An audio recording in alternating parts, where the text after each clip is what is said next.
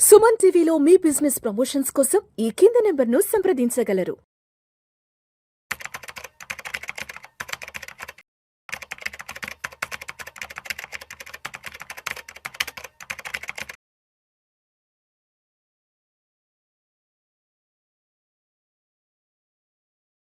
నమస్తే, welcome to Suman TV. నేను విష్ణు. 2026-27 ఆర్థిక సంవత్సరానికి సంబంధించి కేంద్ర ఆర్థిక శాఖ మంత్రి నిర్మలా సీతారామన్ గారు ఇవాళ పార్లమెంట్లో బడ్జెట్ను ప్రవేశపెట్టారు. ఈ బడ్జెట్ విలువ దాదాపు 53 లక్షల కోట్ల రూపాయల బడ్జెట్. ఇది భారతదేశంలో ఉన్న 140 కోట్ల మంది భారతీయుల్ని ప్రతిబింబించే విధంగా ఈ బడ్జెట్ ఉండబోతుందంటూ కూడా బడ్జెట్ ప్రారంభానికి ముందు నిర్మలా సీతారామన్ గారు ఈ వ్యాఖ్యలు చేశారు. అయితే ఈ 53 లక్షల కోట్ల రూపాయల బడ్జెట్లో నుంచి ఏ రంగాలకు ఎంతెంత మేర నిధులు కేటాయించారు, ఆ నిధుల కేటాయింపు వల్ల రాబోయే రోజుల్లో ఆయా రంగాలలో ఎంత మేర వృద్ధి రేటు నమోదు చేసుకునే అవకాశం ఉంది. ఇటువంటి అన్ని రకాల ఆసక్తికరమైన అంశాల గురించి ప్రస్తుతం మనతో పాటు ప్యానల్ డిస్కషన్లో పాల్గొనబోతున్నారు సీనియర్ ఫినాన్స్ ప్రొఫెషనల్ గిరిబాబు గారు అండ్ అదేవిధంగా చార్టర్డ్ అకౌంటెంట్ లేళ్ల రవీంద్రబాబు గారు. నమస్తే అండి. Certified financial planner doctor Botsa Anil Kumar గారు అండ్ అదేవిధంగా సర్టిఫైడ్ ఫైనాన్షియల్ ప్లానర్ మాధవిరెడ్డి గారు. నమస్తే. రైట్. సో గిరిబాబు గారు, ఇవాళ బడ్జెట్ సమావేశాలు చూసాం. బడ్జెట్ సమావేశాలకు ముందు ఆర్థిక మంత్రి నిర్మలా సీతారామన్ గారు ఒక కీలకమైన వ్యాఖ్య కూడా చేశారు. ఈ బడ్జెట్ ఏదైతే ఉందో భారతదేశంలో ఉన్న 140 కోట్ల మంది ప్రజల ఆశల్ని ప్రతిబింబించే విధంగా ఈ బడ్జెట్ని ఇవాళ తీసుకురాబోతున్నామంటూ కూడా వారు ఆ మాట ప్రస్తావించి బడ్జెట్ ప్రసంగంలోకి రావడం జరిగింది. ఇవాళ తీసుకొచ్చిన బడ్జెట్లో అంటే ఈ బడ్జెట్ మెయిన్ మోటో ఏంటి, ఎటువంటి అంశాలను ఈ బడ్జెట్లో కీలకంగా పొందుపరిచారు అసలు? ముఖ్యంగా 2 సెక్టార్స్ బాగా కాన్సన్ట్రేట్ చేశారు. అందులో ఒకటి బ్యాంకింగ్, 2 ఐటీ. ఇప్పుడు నార్మల్గా చదువుకున్న గ్రాడ్యుయేట్స్ ఎవరైతే ఉంటారో, పర్టికులర్గా ఇంజనీరింగ్ వీళ్ళు బయటకు వచ్చే వాళ్ళకు జాబ్స్ కావాలి. ఈ జాబ్స్ క్రియేట్ చేయాలంటే ఇమీడియట్లీ పాసిబిలిటీ ఒకటి ఐటీ రంగం. ఈ ఐటీ రంగంలో ఇప్పుడు data is the new oil. So data is the new oil అనేది అందరికి అర్థమైంది. సో అటువంటి డేటా సెంటర్స్ ఇండియాకి రావడానికి క్యూ కడుతున్నాయి. సో వాళ్ళందరినీ వీళ్ళ యొక్క ఇన్ఫ్రాస్ట్రక్చర్ ఫెసిలిటీస్ ప్రొవైడ్ చేయడం ద్వారా, వాళ్ళకు కొన్ని రకాల సబ్సిడీస్ లాంటివి ప్రొవైడ్ చేయడం ద్వారా, సో డేటా సెంటర్స్ని ఎంకరేజ్ చేయడం కోసం ఈ బడ్జెట్లో ముఖ్యంగా చాలా అంశాలు పొందుపరిచారు. సో దానిలో భాగంగా 2047 వరకు, అంటే వికసిత్ భారత్ 2047 అంటే అప్పటికి మనం ఇండియాకి ఫ్రీడమ్ వచ్చి 100 years అవుతుంది. సో ఎవరైతే ఇప్పటి నుంచి స్టార్ట్ చేస్తారో next 20 years by the time 2047 వరకు ఎవరైతే డేటా సెంటర్స్ మెయింటైన్ చేస్తారో వాళ్ళెవరికి కూడా ట్యాక్సేషన్ని ఇంప్లిమెంట్ చేయరు. సో వాళ్ళకు ట్యాక్సేషన్ లేదు, ఇన్ఫ్రాస్ట్రక్చర్ ఫెసిలిటీస్ ప్రొవైడ్ చేస్తున్నాము అండ్ మన బడ్జెట్ కూడా సబ్సిడీస్లో ప్రొవైడ్ చేస్తున్నామని చెప్పారంటే అది వెరీ వెరీ బిగ్ బూస్ట్. ఇది ఎగ్జాక్ట్లీ ఇవాళ మార్కెట్ యొక్క మూమెంట్లో రిఫ్లెక్ట్ అయింది. ఇవాళ మార్కెట్ ఎంత కొలాప్స్ అయినా మార్కెట్ ఏమాత్రం నిలబెట్టిందంటే ఐటీ ఇండెక్స్ ఒకటే. ఐటీ ఇండెక్స్ పాజిటివ్ ఉండడానికి మెయిన్ కారణం ఇదే. సో చాలా వరకు ఐటీ సెగ్మెంట్కి ఒక విధంగా ఎంప్లాయ్మెంట్ జనరేట్ చేయడానికి ఈ ఏదైతే స్టెప్ ఉందో అది హెల్ప్ అవుతుంది. ఒకటి. రెండోది బ్యాంకింగ్ సెగ్మెంట్. బ్యాంకింగ్ సెగ్మెంట్లో ముఖ్యంగా ఏం చేశారంటే వీళ్ళు మేము బారోయింగ్స్ పెంచుకుంటామని చెప్పారు. ఆ బారోయింగ్స్ ఎట్లా పెంచుతున్నారు? త్రూ బాండ్స్ మార్కెట్ రిలీజ్ చేయడం ద్వారా. అలా ఎక్కువ బాండ్స్ మార్కెట్ రిలీజ్ చేస్తే ఆటోమేటిక్గా మార్కెట్ యొక్క బాండ్ ప్రైస్ వచ్చి డౌన్ అవుతుంది. ఎందుకంటే లిక్విడిటీ పెరిగిపోతుంది కదా, బాండ్ లిక్విడిటీ పెరిగిపోవడంతో బాండ్ ప్రైస్ డౌన్ అవుతాయి. ఈ బాండ్ ప్రైస్ డౌన్ అవ్వడం అనేది ఈల్డ్స్ పెంచేస్తాయి. ఒకసారి ఈల్డ్స్ పెరిగాయంటే బ్యాంకింగ్ సెగ్మెంట్ మీద అది నెగిటివ్ ఇంపాక్ట్ యాక్చువల్గా. సో బ్యాంకింగ్ సెగ్మెంట్ మీద నెగిటివ్ ఇంపాక్ట్ అవుతుంది, ఈల్డ్స్ పెరిగిపోతాయి, మళ్ళీ నెక్స్ట్ డెట్ పే చేయాలంటే చాలా ఇబ్బంది అవుతుంది. ఒక విధంగా ఇది నెగిటివ్ బ్యాంకింగ్ సెగ్మెంట్కి. కానీ అలా కనుక బాండ్స్ రిలీజ్ ద్వారా వీళ్ళు రైజ్ చేయకపోతే డబ్బులు గవర్నమెంట్కి ఫిజికల్ డెఫిసిట్ పెరిగిపోతుంది మళ్ళీ. ఎందుకంటే వీళ్ళు అన్ప్రొడక్టివ్ ఎక్స్పెండిచర్ ద్వారా వీళ్ళు ఫండ్స్ రైజ్ చేశారనుకోండి, అదంతా ఇన్ఫ్లేషన్ని బూస్టప్ చేస్తుంది. ఇన్ఫ్లేషన్ని కంట్రోల్ చేస్తూ బాండ్ ఈల్డ్స్ ద్వారా కనుక ఫండ్స్ రైజ్ చేస్తే ఫ్యూచర్లో మళ్ళీ బాండ్స్ రీపే చేయాలి కదా, ఆటోమేటిక్గా సెట్ రేట్ అయిపోతుంది. సో అంటే ఒక నెగిటివ్ ఉన్నప్పటికీ దాన్ని ఫ్యూచర్లో సెట్ ఆఫ్ చేయడం కోసం బాండ్స్ని రిలీజ్ చేయడం ద్వారా డెట్ రైజ్ చేస్తున్నారు వీళ్ళు. ఆ రైజ్ చేసిన డెట్ అంతా కూడా మళ్ళీ ఇన్ఫ్రాస్ట్రక్చర్ డెవలప్మెంట్కి, ఐటీ సెగ్మెంట్కి బూస్టప్ ఇవ్వడానికి, rare earth metal corridor create చేయడానికి, తర్వాత రైల్వేలో కూడా చాలా రకాల మన ఎక్స్ప్రెస్ హైవేస్ బిల్డ్ చేయడానికి, అందులో హైదరాబాద్ 3 సెంటర్స్లో ఇదై ఉంది రైల్వే కారిడార్స్, ఇవన్నీ చేయడానికి ఈ బాండ్స్ ద్వారా రైజ్ చేసినప్పుడు ఉపయోగపడతాయి. సో ఒక విధంగా బ్యాంకింగ్ సెగ్మెంటు. రెండోది వచ్చేసి ఐటీ సెగ్మెంట్. ఐటీ ఏమో పాజిటివ్ రియాక్ట్ అయింది, బ్యాంకింగ్ ఏమో వెరీ నెగిటివ్ రియాక్ట్ అయింది. ఎందుకంటే ఈల్డ్స్ పెరిగిపోతే ఆటోమేటిక్గా బ్యాంకింగ్ ప్రాఫిటబిలిటీ మీద దెబ్బతింటుంది. బ్యాంకింగ్ ప్రాఫిట్ దెబ్బతింటే ఆటోమేటిక్గా నెక్స్ట్ ఇన్ఫ్లేషన్ కొంచెం బూస్టప్ అవుతుంది. అప్పుడు రేట్ కట్ జరగదు. రేట్ కట్ జరగకపోతే ఈక్విటీస్ పెరగవు. అలా నెగిటివ్ అయింది. కానీ మీరు లాంగ్ టర్మ్ పర్స్పెక్టివ్ చూడండి, definitely it's a very very good move ఇది లాంగ్ టర్మ్ పర్స్పెక్టివ్. అందుకే ఈ బడ్జెట్ అంతా కూడా ఈ సంవత్సరం నేను ఏం చేయగలను కాదు, 10 yearsలో ఏం బిల్డ్ చేయగలను, ఇండియన్ ఎకానమీని ఎక్కడ తీసుకుపోవాలి, దానికి కావాల్సిన ఒక మంచి స్ట్రాంగ్ స్టెప్స్ ఈ బడ్జెట్లో పడ్డాయి. ఇదే కాదు, మీరు గత 9 బడ్జెట్లు చూస్తే కూడా అన్నీ ఇలాగే ఉంటాయి. ఒక 1.5 hour చదివిన బడ్జెట్లో కామన్ మ్యాన్కి ఏమీ ఉండదు. కానీ ఇదంతా మాట్లాడేది కామన్ మ్యాన్ గురించే, కామన్ మ్యాన్ గ్రోత్ గురించే. అందుకే నేను కొంతమంది ప్రముఖులతో మాట్లాడినప్పుడు వాళ్ళు ఏం చెప్తుంటారంటే, ఈ బడ్జెట్ ద్వారా మీరేమి వచ్చింది, మనకి ఇండియాకి ఏమొచ్చింది, కామన్ మ్యాన్కి ఏమొచ్చింది అంటే, మీరు ఒక 10 years బ్యాక్ మీ ఇన్కమ్ ఎంత, ఇవాళ మీ ఇన్కమ్ ఎంత కంపేర్ చేసుకోండి. మీ ఇన్కమ్ గ్రో అయిందా లేదా? మీ ఇన్కమ్ గ్రో అవ్వడానికి ఒక క్రియేటివిటీ అంటే ఆర్థిక వనరుల్ని క్రియేట్ చేస్తూ ఉంటారు. అంటే మనకు సపోజ్ ఇప్పుడు నా దగ్గర కెపాసిటీ ఉంది, నేను సంపాదించగలను, నీకు ఉద్యోగ కల్పన క్రియేట్ చేస్తున్నారు. అంటే క్రియేషన్ ఆఫ్ ఆపర్చునిటీస్, ముఖ్యంగా ఆ ఆపర్చునిటీస్ క్రియేట్ చేస్తే నీ దమ్ముని సత్తా పోయి తెచ్చుకో, నువ్వు గ్రో అవ్వు. అది అలా క్రియేట్ చేయడమే వెరీ వెరీ ఇంపార్టెంట్. కానీ ఇక్కడ ఒక నెగిటివ్ యాంగిల్ ఏంటంటే, నీకు ఉద్యోగ కల్పన క్రియేట్ చేస్తున్నారు ఈ గవర్నమెంట్ బడ్జెట్ ద్వారా, తర్వాత నీకు ఆపర్చునిటీస్ క్రియేట్ చేస్తున్నారు. నువ్వు కనుక ఆపర్చునిటీస్ని అందిపుచ్చుకోకపోతే నువ్వు వెనకబడిపోతావు. అలా చేయడం వల్ల నీకు haves and have nots, gap between the rich poor పెరిగిపోతూ ఉంటుంది ఫ్యూచర్లో. దాన్ని కంట్రోల్ చేస్తూ అవకాశాలని అందిపుచ్చుకుంటూ వెళ్ళడానికి ఒక మంచి సమతుల్యమైన బడ్జెట్ ఇది. సో కనుక ఈ బ్యాంకింగ్ ఐటీ సెగ్మెంట్ అనేది దీనికి ఒక మంచి ఊతం ఇచ్చే బడ్జెటే. ఇదంతా మనం 10 years లాంగ్ టర్మ్ పర్స్పెక్టివ్ చూడాలి, not the short term today market ఏమైంది ఇది కాదు చూడవలసింది. So definitely banking and IT is a big boost for the economy in a longer period of time. ఎందుకంటే ఒక డేటా సెంటర్స్ తీసుకురావడం వల్ల 20 years పాటు వాళ్ళకు ట్యాక్స్ బెనిఫిట్ ఇవ్వడం వల్ల ఎంత ఎంప్లాయ్మెంట్ జనరేట్ అవుతుంది. అండ్ ఒక డేటా సెంటర్ వస్తే అలైడ్ ఇండస్ట్రీస్ ఎన్ని వస్తాయి. దాని రిలేటెడ్గా ఇప్పుడు చదువుకున్న వాళ్ళకు కంపెనీస్లో జాబ్ వస్తుంది, చదువులేని వాళ్ళకు కంపెనీ బయట సెక్యూరిటీ జాబ్స్ వస్తాయి, సర్వెంట్ జాబ్స్ వస్తాయి, మెయిడ్ జాబ్స్ వస్తాయి. వాళ్ళ ఎంప్లాయీస్ పెరిగితే వాళ్ళకు సపోర్టింగ్ అలైడ్ ఇండస్ట్రీస్ వస్తాయి. ఒక ఇండస్ట్రీ పెరిగితే ఇంతమంది ఇండస్ట్రీస్కి అవుతుంది, మ్యాన్ పవర్ సప్లైస్ పెరుగుతాయి. ఇవన్నీ ఒకటి గ్రో అవ్వడానికి హెల్ప్ అవుతూ ఉంటుంది. దానికోసం కావాల్సిన ఇన్ఫ్రాస్ట్రక్చర్ ఒక బిగ్ స్టెప్స్ పడ్డాయి ఈ budget. Thank you sir. S Ravindra garu, మీ దగ్గరకు వచ్చేస్తున్నాను. సో గిరిబాబు గారు ముఖ్యంగా ఐటీ గురించి, బ్యాంకింగ్ సెక్టార్కి సంబంధించిన నిధుల కేటాయింపుల గురించి మాట్లాడు. సో ఇంకా ఏ రంగాలకు ఎంతెంత కేటాయింపులు జరిగాయి అసలు?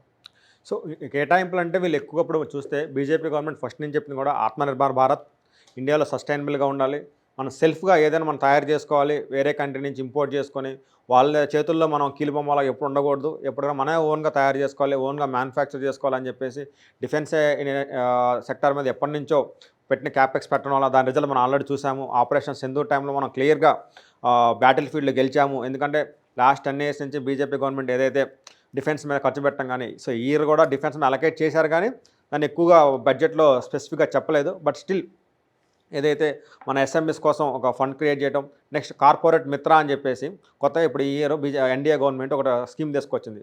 ఈ స్కీమ్ నుంచి ఎస్ఎంఈలు ఏదైతే small and medium scale industries ఏదైతే ఉన్నాయో వాటన్నిటికి కూడా వాళ్ళకి ఫస్ట్ టైం ఏం తెలియదు కాబట్టి అసలు బిజినెస్ సెటప్ ఎలా చేయాలి, వాటి కంప్లైంట్స్ ఎలా మీట్ అవ్వాలని చెప్పేసి వాళ్ళకి చేదోడుగా అంటే ఏం చేయాలి, ఎలా నడవాలనే దానికి ఒక చేయూతలాగా సిఏ, సిఎంఏ, సిఎస్ వీళ్ళందరితో కలిపి ఒక కమిటీ క్రియేట్ చేసి దాన్ని కార్పొరేట్ మిత్రాన్ని క్రియేట్ చేశారు. సో వీళ్ళందరూ కూడా మన ఎస్ఎంఈ ఇండస్ట్రీస్కి వాళ్ళని గ్రో చేసే విధంగా ఒక బెటర్గా పాలసీస్ ఫాలో అయ్యే విధంగా అదొక మంచి స్కీమ్ తీసుకొచ్చారు. నెక్స్ట్ ఎస్ఎంఈస్ కోసం సపరేట్ ఫండ్ తీసుకొచ్చారు. సో వీటి వల్ల ఆటోమేటిక్ ఏమైతే చిన్న సూక్ష్మ తరహా ఇండస్ట్రీసు బెటర్గా వీళ్ళ గైడింగ్ ఫ్యాక్టర్లో బెటర్గా కొనసాగుతారు. అదేవిధంగా గవర్నమెంట్ నుంచి సబ్సిడీలు, క్రెడిట్ లింకింగ్ స్కీమ్స్ ఉన్నాయి కాబట్టి వాళ్ళ క్యాపిటల్ రిక్వైర్మెంట్ వచ్చేసింది, టెక్నికల్ స్కిల్స్ వచ్చేసింది, కంప్లైన్సెస్ తరపు నుంచి వీళ్ళ దగ్గర నుంచి కార్పొరేట్ మిత్ర సేవలు అవుతుంది. ఓవరాల్గా ఎస్ఎంఈ ఇండస్ట్రీస్కి ఇది ఒక మంచి బూస్ట్ అవుతుంది. అదేవిధంగా మీరు చూస్తే ఇందాక చెప్పినట్టు క్లౌడ్, వేరే కంట్రీస్ వాళ్ళు ఎన్ఆర్ఐలు మీకు తెలుసు మన ఇండియాలో మ్యాన్ పవర్ ఉండిద్ది, వేరే కంట్రీస్లో టెక్నాలజీ ఉండిద్ది. సో ఈరోజు ఏ డాక్యుమెంట్ ఎవరు కూడా మన ఫిజికల్గా పెట్టిన పరిస్థితి లేదు. డేటా మొత్తం కూడా ఎక్కడ ఉందంటే క్లౌడ్, గూగుల్ కానీ ఫేస్బుక్ కానీ డేటా మొత్తం ఎక్కడ ఉందంటే క్లౌడ్. సో ఎక్కడో ఉన్న డేటాని యాక్సెస్ చేయాలన్నా ఓ డేటా సెంటర్ మొత్తం ఉండాలి కాబట్టి సో క్లౌడ్ ఎవరైతే క్లౌడ్ కంప్యూటింగ్ పెడదానో, క్లౌడ్ సెంటర్లో పెడదానో వాళ్ళందరూ కూడా వేరే కంట్రీస్ వాళ్ళ దగ్గర టెక్నాలజీ ఉంది కాబట్టి ఇండియాలో పెడితే దగ్గర దగ్గర వాళ్ళకి 2047 దాకా ట్యాక్స్ హాలిడే ఇచ్చారు. సో దానివల్ల కంపల్సరీగా ఫారినర్స్ వాళ్ళకి క్లౌడ్ సంబంధించి వేరే కంట్రీలో పెడదాం అనుకున్నప్పుడు సో వేరే కంట్రీస్లో ఎంతో కొంత ట్యాక్స్ రేట్ ఉండేది కాబట్టి ఇండియాలో మ్యాన్ పవర్ ఉంది, అదేవిధంగా గవర్నమెంట్స్ ప్రొయాక్టివ్గా ల్యాండ్స్ అవి ఇస్తున్నాయి కాబట్టి సో బెటర్ చాయిస్ వేరే కంట్రీస్ మధ్య ఇండియా బెటర్ చాయిస్ అవుతుంది. ఆటోమేటిక్గా డేటా సెంటర్స్ ఇవన్నీ కూడా ఇండియాలో పెడతాం. సో ఎస్ఎంఈస్ కానీ ఐటీ సెక్టర్స్ కానీ మంచి ఇది బూస్టప్ ఇచ్చినట్టు చెప్పొచ్చు మనం. రైట్. అయితే ట్యాక్సేషన్ గురించి ఈసారి అంటే వేతన జీవులు ఎక్కువగా కూడా ఎక్స్పెక్ట్ చేశారు. సో ట్యాక్సేషన్కి సంబంధించి పెద్ద బజ్ ఎక్కడ క్రియేట్ కలదేసి దానికేం చెప్తారు? సో మీరు ట్యాక్సేషన్ చూసారంటే నరేంద్ర మోడీ గవర్నమెంట్లోకి వస్తున్నప్పుడే 2014లో మీకు ప్రతి అకౌంట్లో 10 లక్షలు వేస్తాను కానీ లేదా ట్యాక్స్లు మేము తీసేస్తాను ఎంత కడుతున్నాను ఇది చెప్పారు. బట్ వాళ్ళు ఫస్ట్ ఎన్డీఏ 1లో కానీ ఎన్డీఏ 2లో కానీ ఇన్కమ్ ట్యాక్స్ దగ్గర నుంచి ఎటువంటి పెద్ద చేంజెస్ తీసుకురాలేదు. అప్పుడు ఎలా ఉందో 2.5 lakhs ఓల్డ్ ట్యాక్స్ సిజంలో 2.5 lakhs అంతే ఉంచారు. కొత్తగా న్యూ ట్యాక్స్ సిజం తీసుకొచ్చారు. ఆ 2.5ని 3 చేశారు, 3 తర్వాత 4 చేశారు. బట్ లాస్ట్ ఇయర్ 2025లో మనకి ఏదైతే ఎన్డీఏ 3లో వీళ్ళకి ఓన్గా మెజార్టీ రాలేదు. అప్పుడు ఏం చేసేసారు, ఆటోమేటిక్గా మిశ్రమ రిప్లై ఉంది, వేతన జీవుల్లో మన గురించి కొంచెం పాజిటివ్ తగ్గింది అని చెప్పేసి వాళ్ళని డైరెక్ట్ ఒక్కసారి 5 నుంచి 7 నుంచి డైరెక్ట్ 12 చేశారంటే ఒక ఎంప్లాయీ మంత్లీ ₹1,00,000 సంపాదించినా కానీ ఎటువంటి ట్యాక్స్ కట్టే పని లేదు. అదేవిధంగా వైఫ్ అండ్ హస్బెండ్ ఇద్దరు జాబ్ చేస్తుంటే వైఫ్కో 12 lakhs, హస్బెండ్కో 12 lakhs, మళ్ళీ 75,000 స్టాండర్డ్ డెక్షన్ దగ్గర 25,50,000 ఇన్కమ్ దాకా ₹1 కూడా ట్యాక్స్ కట్టే పని లేకుండా గవర్నమెంట్ ఇనిషియేటివ్ తీసుకుంది. అదే ఒక బిజినెస్ చేసే పర్సను ఒక 2 crores టర్న్ ఓవర్ చేసిన 2 crores ఇంటూ 6% ప్రాఫిట్ అజ్యూమ్ చేసుకున్న 12 లక్షల దాకా ఎటువంటి ట్యాక్స్ కట్టే పని లేకుండా లాస్ట్ 2025లోనే మేజర్గా ట్యాక్స్ రిలీఫ్ తీసుకొచ్చారు. బట్ అలా తెచ్చారు, ఒక స్కీమ్ తెచ్చారు. సో బడ్జెట్లో ఎన్డీఏ 3లో ఒకటి తెచ్చారు కాబట్టి దాన్ని కొనసాగింపుగా మళ్ళీ ఏమైనా చేస్తారేమో. ఇప్పుడు ఏమైందంటే డెవలపింగ్ కంట్రీస్లో వైఫ్ హస్బెండ్ సపరేట్గా ఇన్కమ్ ట్యాక్స్ పే చేస్తారు, ఇన్కమ్ ట్యాక్స్ ఫైలింగ్ చేస్తారు. బట్ డెవలప్డ్ కంట్రీస్ అని ఇండియా యూఎస్ఏ కానీ యూకే కానీ కంట్రీస్లో జాయింట్గా ఫైల్ చేస్తారు. వైఫ్ హస్బెండ్ ఇద్దరు ఉండేది ఒక ఫ్యామిలీ. సో వాళ్ళ కుటుంబ ఖర్చులు కానీ రెంట్లు కానీ ఇద్దరే కంబైన్డ్ ఉంటాయి కాబట్టి అందుకు ఇన్కమ్ కూడా కంబైన్డ్ ట్యాక్స్ చేయలేదు. సో ట్యాక్స్ చేయకూడదు అని చెప్పేసి అక్కడ combined tax filing joint family filing ఉండేది. అది ఇండియాలో లేదు. ఎలాగ ఉండేది అంటే ఇండియాలో ఒక పర్సన్ ఇన్కమ్ ఎర్న్ చేస్తే ఇంకో పర్సన్ హౌస్ వైఫ్ కానీ ఇల్లు ఉంటే ఒకళ్ళ మీద ఎక్కువ ట్యాక్స్ పడిద్ది. బట్ ఇద్దరు వర్కింగ్ చేస్తుంటే వాళ్ళ మీద తక్కువ ట్యాక్స్ పడింది. సో అది మనం ఎలిమినేట్ చేయాలని చెప్పేసి జాయింట్ ఫైలింగ్ తెస్తారని ఎక్స్పెక్ట్ చేశారు కానీ ఆ జాయింట్ ఫైలింగ్ ప్రస్తావన లేదు. అదేవిధంగా స్లాబ్స్ 12 lakhs 15 lakhs తెస్తారేమో అనుకున్నారు కానీ దాని గురించి ఎటువంటి ప్రస్తావన లేదు. బట్ ఒక చిన్న రిలీఫ్లు ఇచ్చారు. ఏదైతే టీసీఎస్ అంతకుముందు 5%, 20% దాన్ని 2% చేశారు. నెక్స్ట్ ఏదైనా మోటార్ యాక్సిడెంట్ ఇన్సూరెన్స్ ఉంటే ఆ క్లెయిమ్ వస్తే మనకి ఆ క్లెయిమ్ మీద మీరు ఎటువంటి ట్యాక్స్ కట్టకూడదని కట్టాల్సిన అవసరం లేదని అదొక ఎగ్జామ్షన్ తెచ్చారు. నెక్స్ట్ ఎన్ఆర్ఐస్కి ఇండియాలో ఇన్వెస్ట్మెంట్ చేయాలంటే వాళ్ళకి ట్యాక్స్ హాలిడేస్ ఇచ్చారు 5 years పాటు. నెక్స్ట్ అదేవిధంగా వాళ్ళకి మినిమం ఆల్టర్నేటివ్ ట్యాక్స్ ఏదైతే కట్టాలో వాటిని రిలీఫ్ ఇచ్చారు. అదేవిధంగా ఇండియాలో ఉండి ఫారెన్ ఇన్కమ్ ఎర్న్ చేస్తున్నా, ఫారెన్ అసెట్స్ హోల్డ్ చేస్తున్నా వాళ్ళ కోసం సపరేట్ స్కీమ్ తెచ్చి 6 monthsలో వాటిని కంప్లై అయ్యే విధంగా ఒక రిలాక్సేషన్ స్కీమ్ తెచ్చారు. Up to 1 crore, up to 5 crores differentiate చేసి కొంచెం ఎన్ఆర్ఐస్కి బెనిఫిట్ అయ్యే విధంగా ఈ స్కీమ్ తెచ్చారు టాక్సేషన్ పరంగా. రైట్. థ్యాంక్ యూ రవీంద్ర గారు. రైట్, అనిల్ గారు మీ దగ్గరకు వచ్చేస్తున్నాను. ఇవాళ దాదాపు గంటన్నర బడ్జెట్ ప్రస్తావనలో నిర్మలా సీతారామన్ గారు మెయిన్గా ఎక్కువగా మాట్లాడిన అంశాలు, బాగా ఫోకస్ అయిన అంశాలు, అందరూ గట్టిగా ఐడెంటిఫై చేసిన అంశాలు ఏమున్నాయంటే సెమీ కండక్టర్ ఇండస్ట్రీకి సంబంధించి ఆల్వేస్ 40,000 కోట్ల రూపాయలు ఇస్తున్నారు. సెమీ కండక్టర్ మిషన్ 2.0 తీసుకురాబోతున్నామంటే ఒక కీలక ప్రకటన చేశారు. అదేవిధంగా రేర్ ఎర్త్ మెటల్స్ గురించి కూడా వారు చాలా సందర్భాల్లో ఈ గంటన్నర ప్రస్తావనలు కూడా చేశారు. అదేవిధంగా బయోఫార్మాకి సంబంధించి కూడా పెద్ద ఎత్తున నిధుల కేటాయింపు చేస్తున్నట్లు కూడా ప్రకటించారు. కాబట్టి ఒక్కసారి సెమీ కండక్టర్ ఇండస్ట్రీ అంటే ఎంత మేర కేటాయింపులు జరిగాయి, ఇక్కడి నుంచి ఫ్యూచర్ ఎలా ఉండబోతోంది? సో మనం చూసాము సెమీ కండక్టర్ ఇండస్ట్రీ గురించి already last year quite a few permissions కూడా వచ్చాయి మల్టిపుల్ స్టేట్స్లో. ఈవెన్ మన హైదరాబాద్కు కూడా 1-2 కంపెనీస్ వచ్చే అవకాశాలు ఉన్నాయని. దీనికి ఏంటంటే ఫస్ట్ ఫేజ్లో 20,000 కోట్లు మ్యానుఫ్యాక్చర్ లింక్డ్ ఇన్సెంటివ్స్ ఇచ్చారు. దాన్ని ఇప్పుడు 40,000 కోట్లు చేశారు. సో ఈ 2.0 అని చెప్పేసి ఇక్కడ ఏంటంటే ఓన్లీ డైరెక్ట్ ఫైనల్గా చిప్స్ తయారు చేయడమే కాదు, చిప్స్ తయారు చేయడానికి కావాల్సిన ఎక్విప్మెంట్ కూడా ఇండియాలో తయారు చేయడానికి ఎంకరేజ్ చేస్తున్నారు. అంటే మొత్తం ఇంటిగ్రేషన్ ఎండ్ టు ఎండ్. ఇప్పుడు మొబైల్ ఫోన్స్ ఎక్స్పోర్ట్ అవుతున్నాయి. ఒక 10 years బ్యాక్ 2015లో ఏమీ లేవు, జీరో. అలాంటిది ఇప్పుడు నియర్లీ 2.5-3 లక్షల కోట్ల worth of mobile phones India నుంచి ఎక్స్పోర్ట్ అవుతున్నాయి. బట్ దానికి కావాల్సిన పార్ట్స్ ఏవైతున్నాయో మనం వేరే కంట్రీస్ నుంచి ఇంపోర్ట్ చేసుకుంటున్నాం. వాటిని కూడా కట్ డౌన్ చేసి అవి కూడా మన దగ్గరే ప్రొడక్షన్ అయ్యేట్టు చేయడానికి అది. అండ్ ఇంకొకటి ఏంటంటే ఇందులో ఈ మల్టిపుల్ ఎలక్ట్రానిక్ మ్యానుఫ్యాక్చరింగ్ సైట్స్ కూడా ప్రపోజ్ చేశారు. సో దీనివల్ల ఏంటంటే ట్రైనింగ్ సెంటర్స్ కూడా ఓన్లీ ఇట్లాంటి హైటెక్ మ్యానుఫ్యాక్చరింగ్ ఫెసిలిటీకి ఏంటంటే మనకు కావాల్సిన ఎంప్లాయీస్ కూడా మంచి హైలీ ట్రైన్డ్ ఉండాలి. సో వాటికి కూడా electronic manufacturing and semi conductor కోసం ట్రైనింగ్ సెంటర్స్ సెమీ కండక్టర్ మిషన్లో పెట్టారు.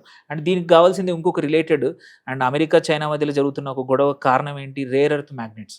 సో ఈ రేర్ ఎర్త్ మ్యాగ్నెట్స్ కూడా కారిడార్స్ తయారు చేసి అటు ఒడిస్సాలో ఒకటి, ఏపీ, ఆంధ్రప్రదేశ్లో, కేరళలో, తమిళనాడులో అక్కడ కూడా వీటిలో కూడా మన సెల్ఫ్ సఫిషియన్సీకి తీసుకురావడానికి ఈ కారిడార్స్ డెవలప్ చేయబోతున్నారు. అదొకటి. దాంతోపాటు మీరు అన్నట్టు ఫార్మాలో ఆల్రెడీ మనది మోరార్లెస్ రెగ్యులర్ ఫార్మా, కెమికల్ ఫార్మాలో we are one or two number worldwide చూసుకుంటే. బట్ అక్కడ కూడా ఏంటంటే ట్రాన్సిషన్ ఏంటంటే బయోఫార్మా సైడ్ మార్కెట్స్ మూవ్ అవుతున్నాయి. జెనరిక్సే కానీ, బయోసిమిలర్స్ కానీ. ఇక్కడ ఏంటంటే ఇది కొంచెం జెనెటిక్ ఇంజనీరింగ్ చేసి అట్లాంటి మెడిసిన్స్ అన్నమాట. వీటిల్లో కూడా అఫోర్డబిలిటీ లేదు. ఇవి చాలా ఎక్స్పెన్సివ్ ఉన్నాయి, వీటిని ఇంపోర్ట్ చేసుకోవాలి. చాలా మటుకు ఏంటంటే మెడిసిన్స్, సో అఫోర్డబిలిటీ కోసం ఇంతకుముందు ఒక 17 రకాల మెడిసిన్స్ మీద 10 రకాల మెడిసిన్స్ మీద ఎటువంటి ట్యాక్స్ ఉండేది కాదు. ఇప్పుడు ఇంకొక 7 కొత్త ఐటమ్స్ కూడా యాడ్ చేశారు. సో అదొకటి. దాంతోపాటు ఇప్పుడు హైదరాబాద్లో నైపర్ ఉంది, national institute of pharma education. So ఈ కొత్తగా ఒకటే ఉంది, దాన్ని ఇంకొక 3 యాడ్ చేశారు. సో ఈ బయోఫార్మాని డెవలప్ చేయడానికి. అండ్ ఆల్సో ఎగ్జిస్టింగ్ వర్డ్స్ ఏవైతే ఉన్నాయో వాటిని కూడా అప్గ్రేడ్ చేయబోతున్నారు. అండ్ ఇంకొకటి ఏంటంటే ఈ బయోఫార్మా వాటికి కావాల్సింది ఏంటంటే క్లినికల్ ట్రయల్స్ ఇండియాలో ఎక్కువగా అగ్రెసివ్గా లేవు. వేరే కంట్రీస్ మీద డిపెండ్ అవుతున్నాము. అది ఎక్స్పెన్సివ్ వేరే కంట్రీలో చేయాలంటే. ఇండియాలో క్లినికల్ ట్రయల్స్ చేయడానికి ఒక 1000 కొత్త హాస్పిటల్స్, అక్రిడేటెడ్ సైట్స్ అనేవి డెవలప్ చేయబోతున్నారు. సో ఆన్ ద హోల్ దీనివల్ల ఏంటంటే బయోఫార్మా సెక్టర్ అనేది బై ఇట్ సెల్ఫ్, అంటే కొన్ని కంపెనీస్ ఉన్నాయి, బయోకాన్ లాంటివి 3-4 కంపెనీసే ఉన్నాయి. బట్ ఇవి ఇక్కడ కూడా మల్టిపుల్ కంపెనీస్ చేయబోతూ ఉన్నారు. సో అండ్ దీంతో పాటు మన ఓల్డ్ డొమెస్టిక్ కెమికల్ ప్రొడక్షన్స్ అదొకటి లాస్ట్. దాంట్లో కూడా ఏంటంటే 3 dedicated chemical corridors. I think ఇది హైదరాబాద్కి ఒకటి మనకి యూజ్ అవ్వచ్చు, ఎందుకంటే వీఆర్ ఆల్రెడీ ఫార్మా కెమికల్స్లో వీఆర్ ఆల్రెడీ అదొకటి. అండ్ మళ్ళీ వైజాగ్ నుంచి అటు కోస్టల్ నార్త్ సైడ్ కూడా ఇంకొక కారిడార్. హోప్ఫుల్లీ రెండిట్లలో 2 స్టేట్స్కి వస్తే మాత్రం అది ఒక మంచి ప్రాజెక్ట్ అవ్వబోతోంది. సో ఆన్ ద హోల్ ఈ మెయిన్ థింగ్స్ ఈ 2 ఇండస్ట్రీస్లో, అటు సెమీకండక్టర్లో కానీ ఇటు ఫార్మాలో కానీ కొత్త ఇనిషియేటివ్స్ చేశారు. సో హోప్ఫుల్లీ ఏమంటారు, వీటి వల్ల కూడా అటు ఎంప్లాయ్మెంట్ క్రియేషనే కానీ అడిషనల్గా ఎక్స్పోర్ట్స్కి వచ్చే అవకాశం ఉంది. రైట్. థ్యాంక్ యూ అనిల్ గారు. ఎస్ మాధవి గారు, మీ దగ్గరకు వచ్చేస్తున్నాను. ఇవాళ అంటే నిర్మలా సీతారామన్ గారి బడ్జెట్ ప్రస్తావనలో మరొక కీలకమైన ప్రకటన, మరొక కీలకమైన అనౌన్స్మెంట్ ఏంటంటే రైల్వేకి సంబంధించి దాదాపు ఒక 7 రైల్వే కారిడార్స్ కూడా ప్రకటించారు. దాంట్లో మన తెలుగు రాష్ట్రాలు కూడా దాంట్లో జాయిన్ అవ్వడం జరిగింది. ఎస్పెషల్లీ రైల్వేకి సంబంధించి ఎటువంటి అనౌన్స్మెంట్ చేశారు ఆర్థిక మంత్రి గారు? అసలు మనం ఎప్పుడైనా ఈ బడ్జెట్ లో మనం చూస్తున్నప్పుడు ఎస్పెషల్ ఇన్వెస్టర్స్ ఏ పర్టికులర్ సెక్టార్కి ఎక్కువ ఎలకేషన్ అయింది, ఆ పర్టికులర్ స్టాక్ స్పెసిఫిక్ గా, సెక్టార్ స్పెసిఫిక్ గా ఇన్వెస్ట్ చేసుకుంటూ ఉంటారండి. సో ఇక్కడ మనం కొన్ని కీ క్యాపెక్స్ ఏరియాస్ కొంచెం మళ్ళీ అన్ని ఒకసారి రీక్యాప్ చేద్దాము. సో ఆల్మోస్ట్ ఈసారి ఎస్టిమేటెడ్ ఇన్ఫ్రాస్ట్రక్చర్కి 12.2 ట్రిలియన్ ఇన్వెస్ట్ వాళ్ళు ఎలకేట్ చేశారు. సో కీ అంటే ఆ మనీని ఎక్కువగా ఎక్కడ పెడుతూ ఉన్నారు అంటే రోడ్స్, రైల్వేస్. మీరు చెప్తున్నట్టుగా రైల్వేస్ అంటే ఎస్పెషల్లీ హైదరాబాద్ టు మనకి మెడ్రాస్ కానీ, లేకపోతే ఢిల్లీ టు వారణాసి, ఇలాంటి కొన్ని ఫాస్ట్ ట్రైన్స్ మనకి తీసుకొచ్చారు. సో రైల్వేస్, అలానే freight corridors, high speed 7 corridors వస్తున్నాయి, హై స్పీడ్వి వస్తున్నాయి. అలానే డిఫెన్స్ మీద కూడా బాగానే ఇన్వెస్ట్ చేయించారండి. Shipbuilding, ports, EVs, batteries, semiconductors, power, renewables, carbon capture. So ఎవరైనా ఇంకా ఈ మార్కెట్ ఫాల్లో ఏమైనా వాల్యూ బయింగ్ చేయాలి అనుకుంటే ఇప్పుడు మనం చెప్పిన ఈ key areas where the maximum capex వెళ్తున్న ఈ కీ ఏరియాస్ మనం ఇక్కడ చెప్పొచ్చండి. అలానే కొన్ని ఎలకేషన్స్ స్టేట్స్ కూడా, కొన్ని స్టేట్స్కి ఇన్ఫ్రాస్ట్రక్చర్తో పాటు వెల్ఫేర్ స్కీమ్స్, అర్బన్ డెవలప్మెంట్ మీద కూడా పెట్టారండి. బట్ ఇంకా మనం ఇంకొంచెం డెప్త్కి వెళ్తే హెల్త్ కేర్ మీద కూడా బాగా ఈసారి హెల్త్ కేర్ మీద 0 కస్టమ్స్ డ్యూటీ అండి. ఆల్మోస్ట్ 17 క్యాన్సర్ డ్రగ్స్ మీద వాళ్ళు తీసుకొచ్చారు. అలానే 5 మెడికల్ టూరిజం హబ్స్ తీసుకొచ్చారు. So that is also very good. అంటే ఎడ్యుకేషన్ తర్వాత దానికి రిలేటెడ్ వెంటనే ఎంప్లాయ్మెంట్ జనరేషన్ కూడా జరగాలి అంటే ఈ కారిడార్స్, ఈ హబ్స్ బాగా అంటే యూనివర్సిటీస్ టౌన్షిప్స్ అన్నమాట. సో అక్కడ ఏంటంటే ఇండస్ట్రియల్ కారిడార్స్ యూనివర్సిటీస్ దగ్గరే పెడితే మనకి ఎడ్యుకేషన్ కమ్ మీకు ఎంప్లాయ్మెంట్ కూడా Yes, yes. జనరేషన్ అవుతుందని. అలానే అగ్రికల్చర్ కూడా ఈసారి fisheries, reservoirs, high value crops అయిన ఈ కోకోనట్ క్యాష్యూస్ మీద కూడా వాళ్ళు కొంచెం అనౌన్స్మెంట్ చేశారండి. అలానే మొబిలిటీ అంటే ఈవీ బ్యాటరీస్ మీద 4000 ఈ బస్సెస్ గురించి కూడా వాళ్ళు మెన్షన్ చేశారు. సో ఈ విధంగా ఓవరాల్ గా మనం ఇక్కడ కీ ఏరియాస్ ఎవరైనా కొంచెం ఆ సెక్టార్ స్పెసిఫిక్ గా ఉండాలి అంటే మాత్రం roads, railways, high speed rails, defence, ship building, ports, EVs, batteries, semiconductors, power, renewables and carbon capture, ఈ రిలేటెడ్ ఎడ్యుకేషన్ అండ్ హెల్త్, వీటి మీద ఎవరైనా మీరు కొంచెం దాంట్లో ఆ స్పెసిఫిక్ గా ఎవరైనా ఉంటే మాత్రం they will get benefited by these capex allocations in this budget అండి. రైట్. సో మొత్తంగా 2026-27 బడ్జెట్ ఏదైతే ఉందో ఇది ఎన్నికల బడ్జెట్ గా కాదు, Popular ఇది వచ్చే కాదు. 5-6 సంవత్సరాల్లో మనం భారతదేశం ఏ విధంగా చూడబోతున్నాం అవును. అన్న పర్స్పెక్టివ్ గా తీసుకొచ్చారు. తీసుకొచ్చారు. ముఖ్యంగా పారిశ్రామికీకరణగా భారతదేశాన్ని సెల్ఫ్ ముందుకు రిలయంట్, తీసుకెళ్ళాలి. మనం Self సెల్ఫ్ reliant, రిలయంట్ గా ఆత్మనిర్భర్ భారత్ కాన్సెప్ట్ ని కూడా ఉండాలి. తీసుకురావడం జరిగింది. రైట్. గిరిబాబు గారు, మీరు చెప్పండి. ఎస్, అంటే ఇవాళ బడ్జెట్ ఇక్కడి నుంచి నెక్స్ట్ 5 years కి ఏ పర్స్పెక్టివ్ లో మనం చూడాలంటారు? ముఖ్యంగా ఎంప్లాయ్మెంట్ జనరేషన్. ఇప్పుడు ఏదైతే వీళ్ళు ఈ మన గ్రోత్ కారిడార్, తర్వాత ఈ డేటా సెంటర్స్ ఎంకరేజ్ చేయడము, బ్యాంకింగ్ సెగ్మెంట్ ద్వారా ఎక్కువ బాండ్స్ డీల్ ద్వారా ఇంట్రెస్ట్ మనీ రేజ్ చేయడము, ఇవన్నీ కూడా ఎప్పుడైతే ప్రాపర్గా ఇన్వెస్ట్ చేయడం జరుగుద్దో డెఫినెట్లీ అదంతా కూడా ఎంప్లాయ్మెంట్ జనరేట్ చేయడానికి చాలా అవకాశం ఉంటుంది. సో ఇదంతా కూడా growth oriented budget towards the Viksit Bharat 2047 మన ప్రైమ్ మినిస్టర్స్ విజన్ ఏదైతే ఉందో ఆ విజన్ అందుకోవడానికి కావాల్సిన కీలకమైన బడ్జెట్ ఇది. సో అంతేగాని దీంట్లో నాకేమొచ్చింది, నా ఇన్కమ్ ట్యాక్స్ తగ్గిందా, నా ఇన్కమ్ ట్యాక్స్ పెరిగిందా, ఇది చూసే బడ్జెట్ కాదు. ఇది మన పర్సనల్ బెనిఫిట్ ని చూసే బెనిఫిట్ కాదు. ఇది మ్యాక్రో లెవెల్లో Yes, చూడాలి. exactly. Macro level. మంచి మాట చెప్పారు. ఆ మ్యాక్రో లెవెల్లో చూడాలి అంటే definitely you have to understand the macro economics lying in this budget. Exactly. ఆ మ్యాక్రో ఎకనామిక్స్ అన్ని కూడా మన యొక్క గ్రోత్ ఇంజన్ కి డబుల్ ఇంజన్ ఇంకా బూస్టప్ ఇచ్చే బడ్జెట్. సో దీన్ని ఎట్టి పరిస్థితుల్లో ఒక కామన్ మ్యాన్ పర్స్పెక్టివ్ లో చూసినప్పుడు long term view, stock market trader perspective లో చూస్తే నాకు ఎస్టీటీ పెరిగింది కనుక నాకు వచ్చే ట్రేడ్ మీద నష్టం వస్తుంది ఆలోచిస్తే మాత్రం చాలా రాంగ్. అది ఎస్టీటీ పెంచేది బాబు నిన్ను స్పెక్యులేట్ చేయొద్దు అని చెప్పడానికి, ఇన్వెస్ట్మెంట్ చెయ్యి అని చెప్పడానికి. సో దానికి ఎల్టీసీజీ తగ్గించుంటే ఇంకా మంచి బూస్ట్ జరిగేది, బట్ చేయలేదు. Because government don't want to compromise on the revenues also. And ఎందుకంటే జనవరి కలెక్షన్స్ 1,83,000 కోట్ల జిఎస్టీ కలెక్షన్స్ ఎప్పుడు తగ్గించిన తర్వాత సెప్టెంబర్లో రిఫార్మ్ అయిన తర్వాత కూడా మనము నియర్ టు 2 లక్షల కోట్లు టచ్ అవబోతున్నాం. అంటే అది మామూలు విషయం కాదు. అంటే మనం ఉన్న బడ్జెట్ 50 లక్షల కోట్లలో దాదాపుగా near to 45% of the budget only collection of GST. Exactly. Every month on month collections అంటే 50 lakh crores లో. ఎంత స్ట్రాంగ్ హెల్దీ బడ్జెట్ ఇది. సో స్ట్రాంగ్ నెంబర్స్ కూడా ఇవన్నీ కూడా. సో కనుక మ్యాక్రో లెవెల్లో చూడాలి దీన్ని. మ్యాక్రో లెవెల్లో చూస్తే definitely this will Boost for the economy. So అల్టిమేట్గా అదంతా కూడా కామన్ మ్యాన్కి బెనిఫిట్ అవ్వడమే. అందుకని అందరికి చెప్తూ ఉంటాను, మీరు ఈ గవర్నమెంట్ గురించి నాకేం చేసింది అని క్వశ్చన్ చేస్తే ఒకసారి మీరు చెక్ చేసుకోండి. What is your income 10 years back, what is your income today. Exactly. Then immediate వాళ్ళు చెప్తారు నాకు ఖర్చులు పెరిగాయని. అది నువ్వు పెట్టుకుంటావు ఖర్చులు. అది సో నీకు ధరలు పెరిగినాయి, ఎస్ జరుగుతుంది. అలా ధరలు పెరిగితేనే కంపెనీస్కి ప్రాఫిట్స్ వస్తాయి, అప్పుడే నీకు జీతాలు పెరుగుతాయి. ధరలు పెరగకపోతే ప్రాఫిట్స్ రాకపోతే నీకు జీతాలు పెరగవు. సో అన్నీ ఒకటో లింక్ ఉంటుంది. బట్ ఓవరాల్గా నువ్వు 10 years నీ లైఫ్ గ్రో అయిందా లేదా, నీ ఆర్థిక స్థితి మారిందా లేదా, that is very very important. అంటే మనకు ఒక సామెత ఉంటుంది, కడుపు నుండి అక్క కళలు అని. సో నువ్వు కళా ప్రదర్శన చేస్తున్నావు అంటే నీ డబ్బులు ఎక్కువ వచ్చినట్టే. 10 సంవత్సరాల క్రితం ఇన్కమ్ ఒక 15,000 common, today 1 lakh is common. So ఆ 1 lakh వచ్చినామంటే మామూలు విషయం కాదు కదా అది. ఇవన్నీ గవర్నమెంట్ తీసుకొచ్చిన స్టెప్స్, మ్యాక్రో వాళ్ళు దురదృష్టితో చేసే స్టెప్స్, ఇవన్నీ కూడా అంత long term vision oriented budget. S Ravindra garu, టాక్సేషన్కి సంబంధించి ఇంకొక ముఖ్యమైన పాయింట్ కూడా మాట్లాడుకోవాలి. ఫారిన్ ట్రిప్స్కి సంబంధించి ఆల్మోస్ట్ ఒక 2% వరకు కూడా టీసీఎస్ తగ్గించారు కదా. ఎస్, ఒక్కసారి దాని గురించి మీ అనాలిసిస్ తెలియజేయండి సార్. సో యాక్చువల్గా ఏంటంటే టాక్సేషన్ గురించి నార్మల్గా పర్సనల్ ఇన్కమ్ ట్యాక్స్లో ఏం చేంజ్ లేదు, బట్ టీసీఎస్లో కొంచెం చేంజెస్ తీసుకొచ్చారు. వాటిలో ఇండియా నుంచి వేరే కంట్రీకి ఫారెన్ ట్రిప్స్ వెళ్తే అంతకుముందు డిపెండింగ్ అపాన్ అమౌంట్ బట్టి 5 to 20% టీసీఎస్ ఉండేది. నెక్స్ట్ అదేవిధంగా ఇండియా నుంచి మనకి ఇక్కడ హెల్త్ ఫెసిలిటీస్ లేక ట్రీట్మెంట్ కోసం వేరే కంట్రీకి వెళ్ళినా కానీ అప్పుడు ఏమైనా అమౌంట్ రెమిట్ చేసినా, అదేవిధంగా పిల్లల చదువు కోసం ఎడ్యుకేషన్ కోసం ఫారెన్కి ఎడ్యుకేషన్ పర్పస్ కోసం అమౌంట్స్ రెమిట్ చేసినా వాటి మీద 5% టీసీఎస్ ఉండేది. ఇప్పుడు ఏదైతే ఆ 5% టీసీఎస్ ఉండేదో ఆ టీసీఎస్ని 5% నుంచి 2% తగ్గించారు. సో దానివల్ల వీళ్ళ మీద ట్యాక్స్ బర్డెన్ తగ్గుతుంది. నెక్స్ట్ అదేవిధంగా మోటార్ ఇన్సూరెన్స్ క్లెయిమ్ ఇందా చెప్పినట్టుగా వాటి మీద ఇన్కమ్ ట్యాక్స్ తీసేశారు. అదేవిధంగా work supply of man power అంతకుముందు 194 సిఆ 194 జే అని 2% 10% అనే ఒక అంబిగిటీ ఉండేది.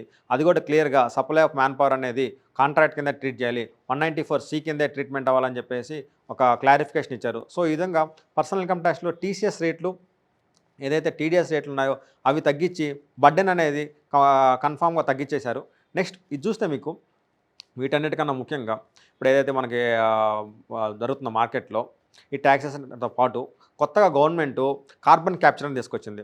సో ఇప్పుడు మన రీసెంట్గా జరిగిన సమ్మిట్స్లో కూడా ఏం చెప్తున్నారంటే ఇండియాకి ఛాలెంజ్ వేరే కంట్రీ కాదు, ఇండియాకి మేజర్ ఛాలెంజెస్ టెంపరేచర్, నెక్స్ట్ అదేవిధంగా పొల్యూషన్, ఎన్విరాన్మెంటు. సో ఇది ఇప్పుడు మీరు చూస్తే ఢిల్లీలో పొల్యూషన్ వల్ల ఎంత ఇంపాక్ట్ అవుతుంది, ప్రజల హెల్త్ ఎంత ఇబ్బంది పడుతుందని చెప్పేసి గవర్నమెంట్ కొత్తగా కార్బన్ క్యాప్చరింగ్ అని తీసుకొచ్చి ఆ కార్బన్ క్యాప్చరింగ్లో దగ్గర 20,000 కోట్లు దానికోసం ఫండ్ అసైడ్ చేశారు. సో కార్బన్ క్యాప్చరింగ్ ఏదైతే వివిధ ఇండస్ట్రీస్ నుంచి బిజినెస్ నుంచి కార్బన్ ఎమిషన్ ఏదైతే ఎన్విరాన్మెంట్లోకి వస్తుందో దాన్ని క్యాప్చర్ చేయాలి, దాన్ని ఏదైతే మన వేస్ట్ వస్తుంది దాన్ని రీప్రాసెస్ చేసి మంచి విధంగా మారుస్తామో దాని కార్బన్ క్యాప్చరింగ్ కూడా 20,000 కోట్లు పెట్టారు. సో అదొక గుడ్ మూవ్ యాక్చువల్గా. దానివల్ల కార్బన్ క్యాప్చరింగ్ వల్ల ఎన్విరాన్మెంట్ బాగుపడుతుంది. దానికి కరస్పాండింగ్గా ఏదైతే రైతులు వీళ్ళందరూ వ్యవసాయదారులు ఉంటారో వాళ్ళు పంటలు వేస్తారు, ఆ పంటల మీద రేపొద్దున వాళ్ళకి డౌన్ ద లైన్ 2-3 ఇయర్స్లో కార్బన్ క్రెడిట్ వచ్చింది. సో మీకు వ్యవసాయం నుంచి పొలం నుంచి పంట వచ్చే డైరెక్ట్ బెనిఫిట్ అయితే మీరు ఎన్విరాన్మెంట్కి ఒక మంచి పని చేస్తున్నారు, దానివల్ల మీకు కార్బన్ క్రెడిట్ వచ్చింది. మీరు రేపొద్దున మార్కెట్లో ఆ కార్బన్ క్రెడిట్ అమ్ముకొని మీరు ఇండైరెక్ట్గా మనీ సంపాదించవచ్చు. సో ఆ కార్బన్ క్రెడిట్, కార్బన్ అకౌంటింగ్ అంటారు కూడా. సో ఒక మనిషి ఒక చెట్టును నాటితే ఎంత వల్ల ఎన్విరాన్మెంట్ బెనిఫిట్, సో తన ఎన్విరాన్మెంట్ బెనిఫిట్ చేస్తాం కాబట్టి తను ఏదో విధంగా కాంపెన్సేట్ చేయాలి. అదేవిధంగా ఒక బిజినెస్ మ్యాన్ ఒక ఫ్యాక్టరీ పెడుతుండో, ఫ్యాక్టరీ పెట్టి ఎన్విరాన్మెంట్లోకి ఎమిషన్స్ని వదులుతుండో, దానివల్ల ఇండస్ట్రీని పెంచడం వల్ల మా ఎన్విరాన్మెంట్ని దెబ్బతీస్తుండో, సో దాన్ని పెనలైజ్ చేయాలని చెప్పేసి ఇవన్నీ కూడా ఒక సిస్టమ్ తెచ్చి కార్బన్ క్యాప్చరింగ్ తెచ్చారు. సో అదొక గుడ్ మూవ్గా మనం చెప్పొచ్చు. Right, thank you so much Madhavareddy గారు, and thank you so much Anil గారు, and thank you so much Giribabu గారు, and thank you so much Ravindra గారు. ఇవాళ మీ విలువైన అమూల్యమైన సమయాన్ని మా సుమన్ టీవీ ప్రేక్షకుల కోసం కేటాయించి దాదాపు 2 గంటల పాటు ఈ ప్యానల్ డిస్కషన్లో పార్టిసిపేట్ చేశారు. Thank you sir. అండ్ అదేవిధంగా ఈరోజు ఈ 2 అవర్స్ డిస్కషన్ ఇంత సక్సెస్ఫుల్గా జరగడానికి ముఖ్య కారకులైనటువంటి camera team HOD and Mahesh గారికి, అదేవిధంగా కెమెరా క్రూ ప్రేమల్ సింగ్ గారికి, అదేవిధంగా సాయిరామ్ గారికి, అండ్ అదేవిధంగా విక్రమ్ గారికి నా ప్రత్యేక ధన్యవాదాలు తెలియజేస్తున్నాను. Thank you so much. Thank you.